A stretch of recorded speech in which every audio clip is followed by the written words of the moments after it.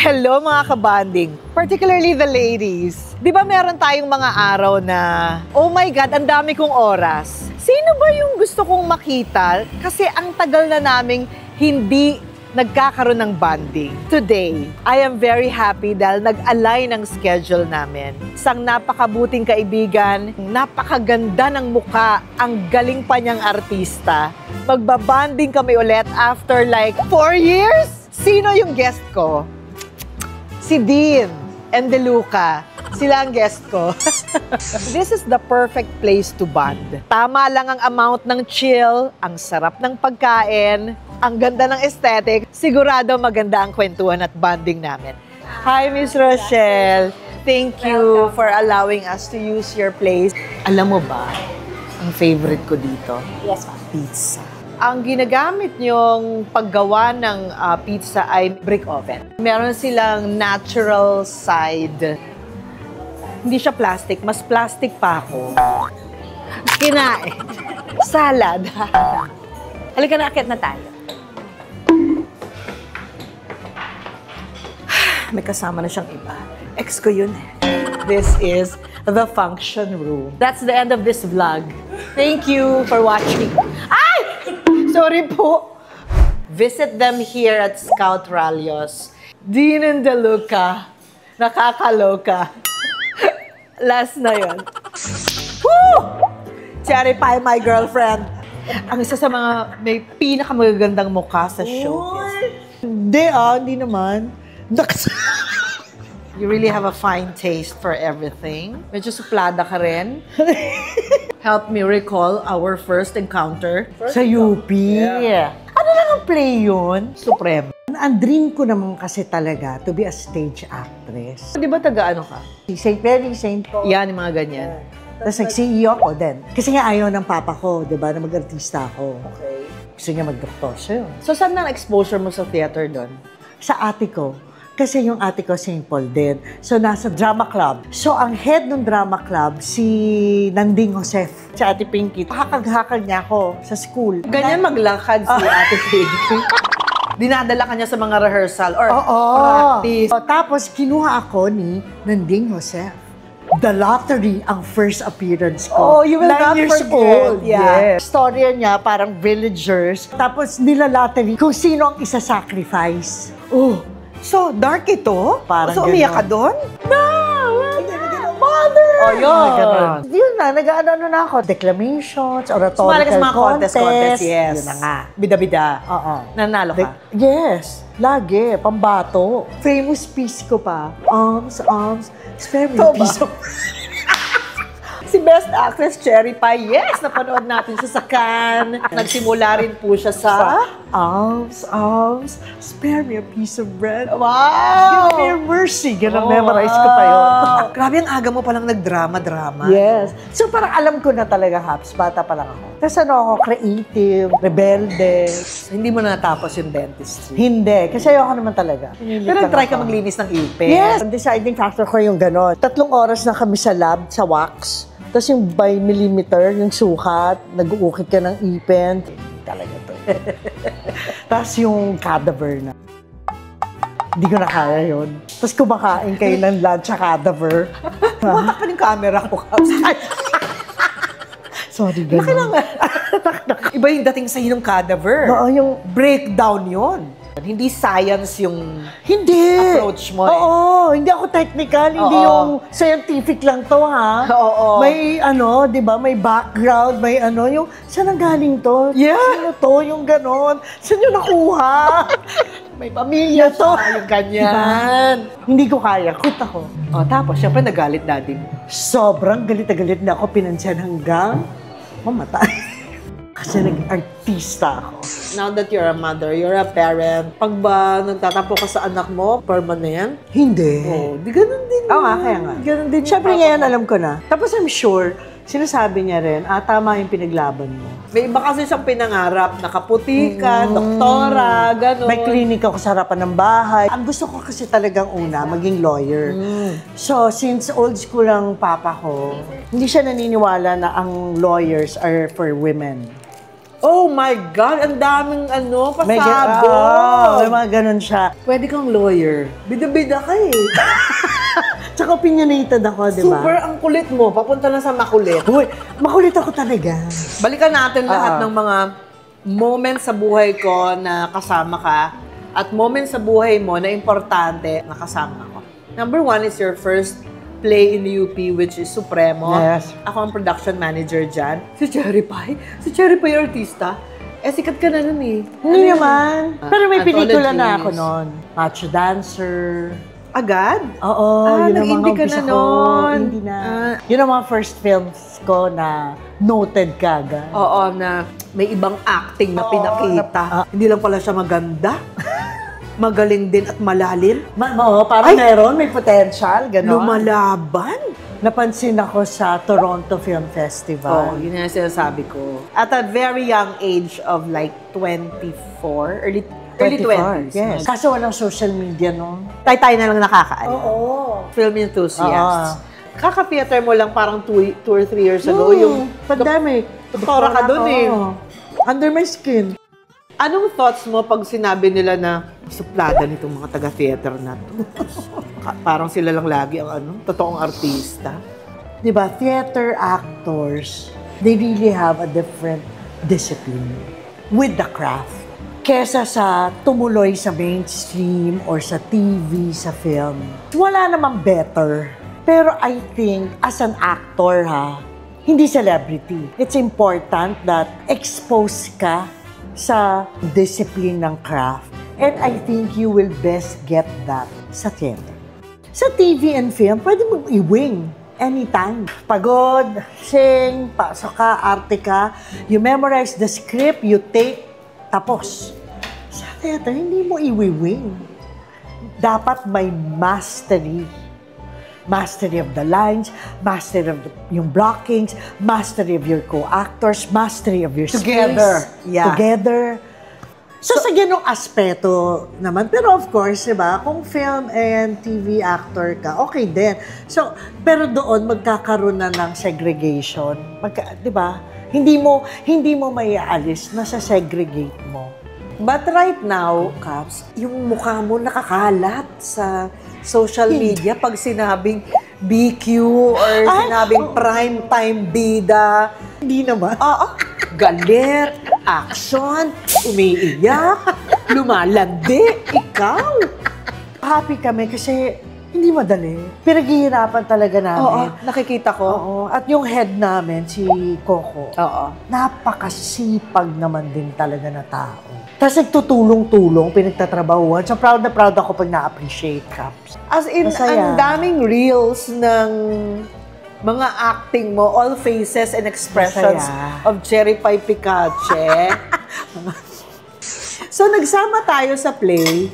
Ang bilis nating nag-connect Correct, kasi yes. sobrang kang ang friendly mo, tsaka ang cheerful mo. Pwede ka nga sa social, pwede ka sa kanal. Alam mo yon, you're very Yes. flexible. Rock and roll ka talaga.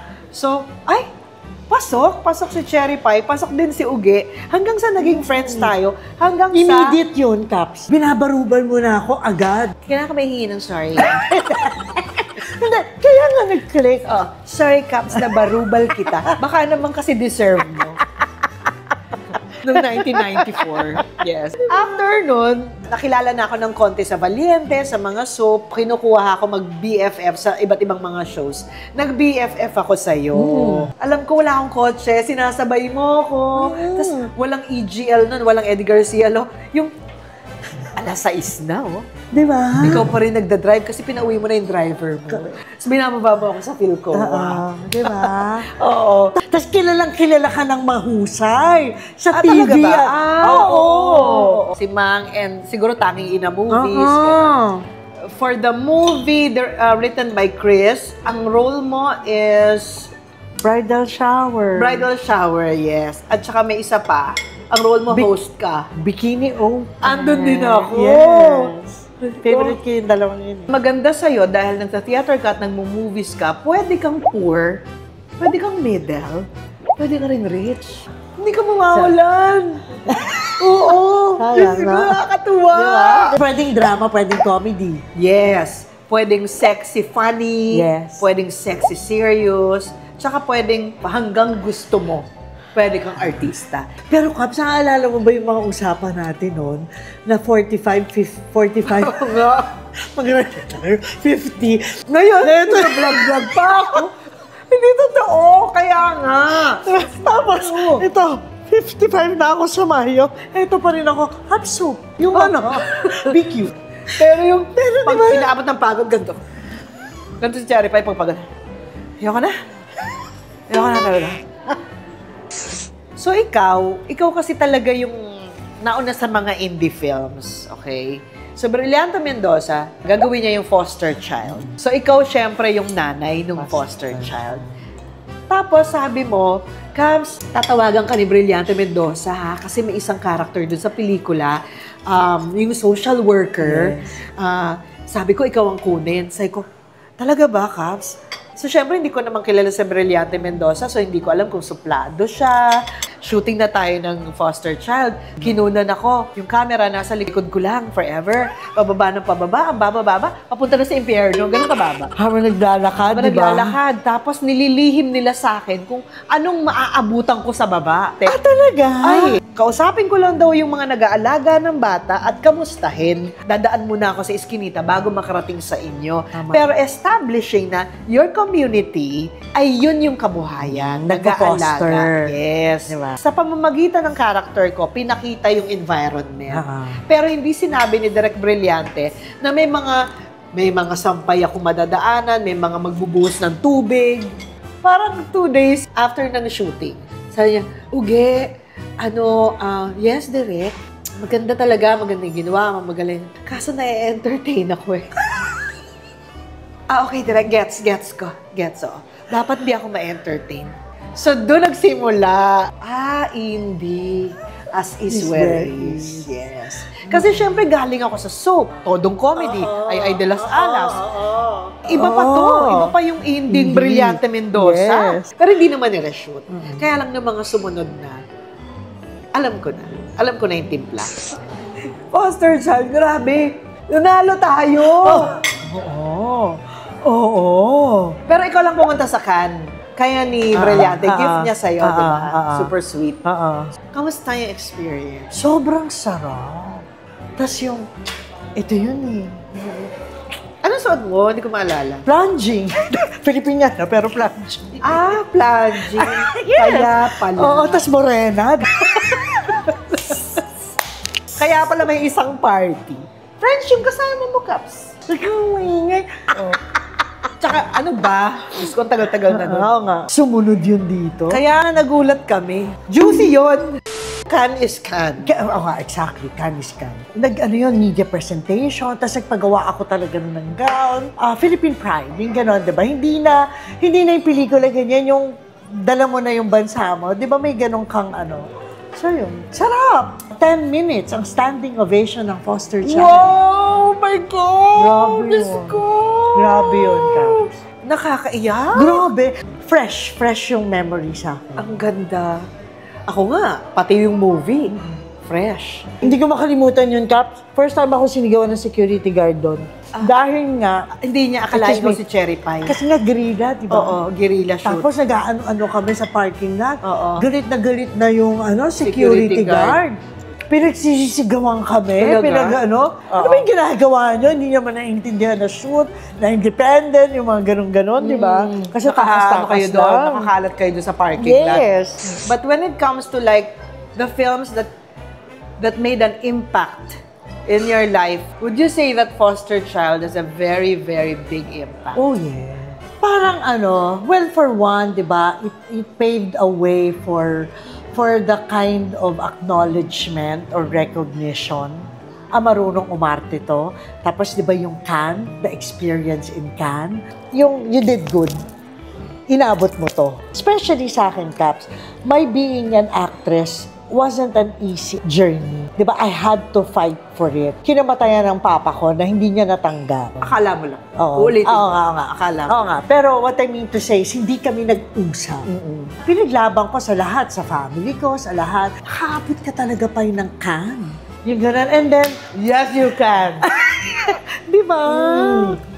But your role in foster child is a mother fostering. Your motherly Yes. affection has always been there. Kasi may mga babae kasi na parang wala talagang mother instinct. Medyo yun sa'yo, medyo over eh.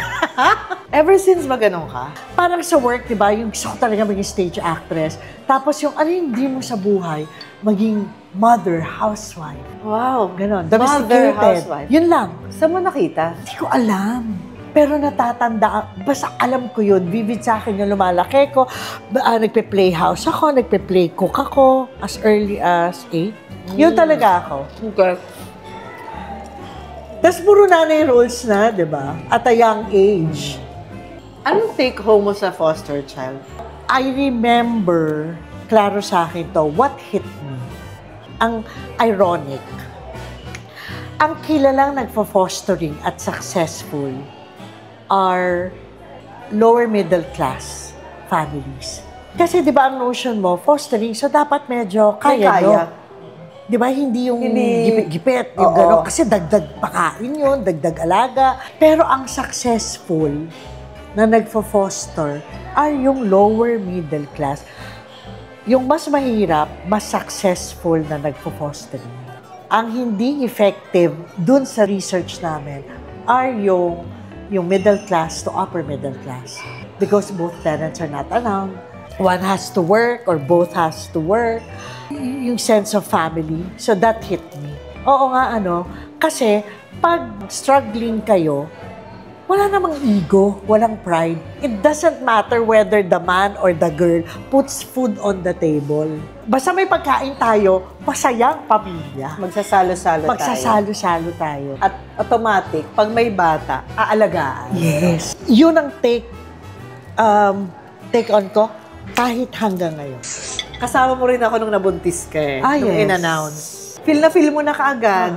Kahit na marami ka pang issues behind your pregnancy. Yes. I knew that you were so excited. So when you learned that you were pregnant, ano yung initial oh my God, I'm pregnant.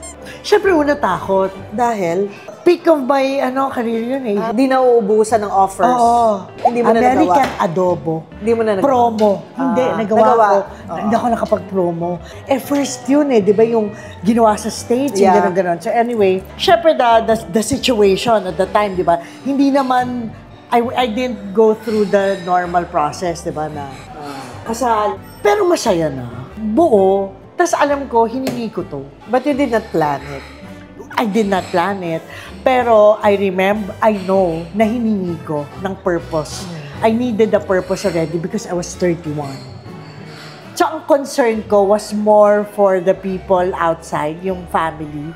Lalo na yung mami ko, yung gano'n. So, feeling niya 18-year-old virgin ako, yung gano'n. Pero syempre, yung papa ko, yung gano'n. And then, ayun na, lumalaki na yung tiyan mo. Okay. Paninindigan ko to, akin to. Wala na akong pakialam sa inyong lahat. Tapos kailan ni Andoy, nagpupunta sa bahay. Yes, dinadala ka namin ng pagkain, Yes. inaaliw ka namin. Kasi hindi ka lumalabas. Yes. Ang naalala ko noon, hindi naman sa hindi ka nag-aayos, pero hindi ka nag-aayos. Oo. Tapos, Kasi linis lang ako ng linis. Pero syempre, cut budget, di ba? Bilang, inexkomunikado ako ng pamilya ko. Bawal ako kasi nga, di ba? Out of wedlock, yung gano'n. So, nung lumabas na si Neo, Yun na.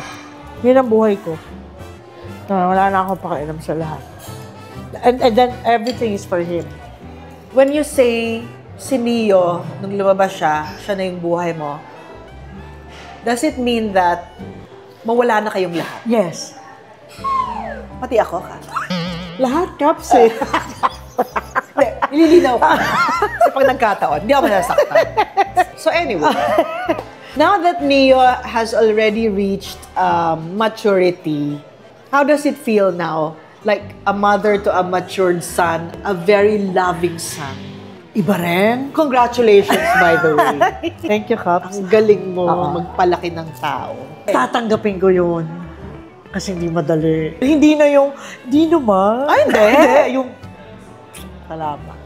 Anong mga mahihirap na pinagdaanan mo? Mula sa pinanganak siya, ngayon na nagtatrabaho na siya. In general, what is the challenge of being a mother who wants to be close to perfect? How difficult is that? You really have to sacrifice. You will really set aside your pride, your ego, your happiness, or things that will satisfy you. Isi-set aside mo talaga lahat yun kasi ang concern mo lang para sa anak mo. Diba? Hindi ko naiintindihan ang nararamdaman ko. Hindi ko naiintindihan what I need. Sige, sa sakripisyo ko. Kasi lahat yun, I know that it will make him a better person. And I think with Neo in your life, he made you a better person. Oh, as well. yes. So, Neo finished already, no? Oo, Kabs. Tapos, Inaanak ko kasi si Neo. yes! Ilang taon na utang mo? Kung mag-abroad siya, doon ako babawi. Doon ako babawi. You will be very proud of him. I am already, ever since. So now that he's already working and with a girlfriend, ano na to? Mas light na ba to? Mas, yay, I'm finished. That Caps, alam mo, na later on, they will have to live their own lives. Aha. Saan ka na? Yung ba So, iniisip mo? yes. Tapos, nung ko Caps na-realize, ako sa mami ko noon, nagkakaroon ng ano, di ba, ng mga, nagkakaroon ng disagreement, ng clash, yung ganon. Ngayon ko lang na-realize, ano pala yun? Fear siguro. Kasi, nararamdaman na ng magulang na hindi mo na ako Mother, kailangan. especially? I think In more of general. mothers. Oo, pero more of mothers. Yung kakailanganin mo pa ba ako?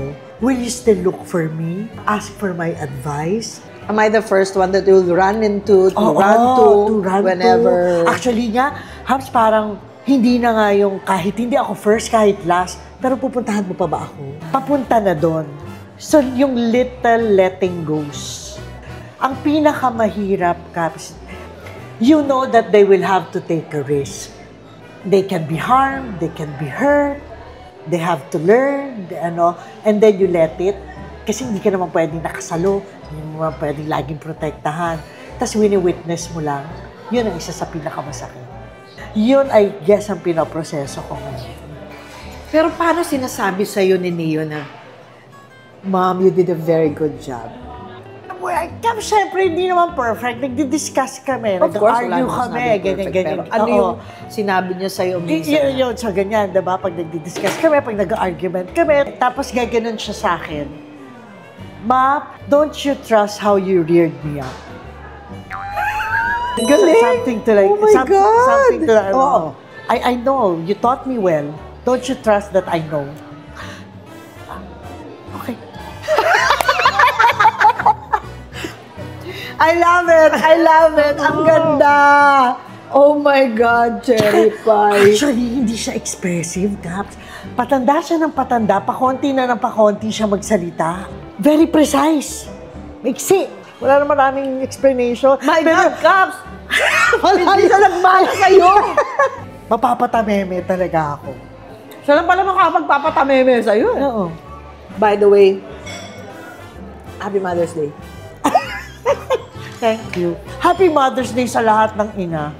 Kahit na anong klaseng ina ka pa. Ina sa kaibigan, sa katrabaho, di ba? Basta nanay. Yes, thank you for having me.